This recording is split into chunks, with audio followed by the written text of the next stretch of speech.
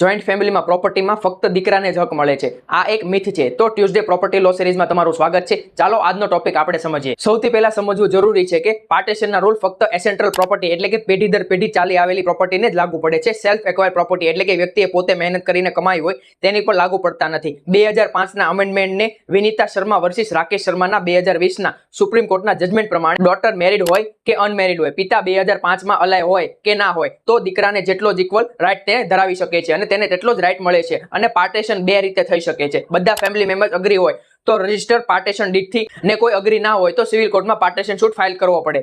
Partition શૂટમાં પહેલા court preliminary ડિક્રીથી બધા જ શેર નક્કી કરે ને પછી ફાઇનલ ડિક્રીથી પ્રોપર્ટીમાં ફિઝિકલ ડિવિઝન, અને જો ફિઝિકલ ડિવિઝન શક્ય ના હોય તો પ્રોપર્ટી સેલ કરીને પૈસા ડિવાઈડ કરવાનો ઓર્ડર આપી શકે છે. અહીંયા સમજવા જેવી વાત એ છે કે ઘણા ફેમિલીઝ હજુ પણ ખોટું માને છે કે ડોટર્સ લગ્ન પછી પ્રોપર્ટીનો હક ગુમાવે છે, પણ લો પ્રમાણે એ મિથ છે.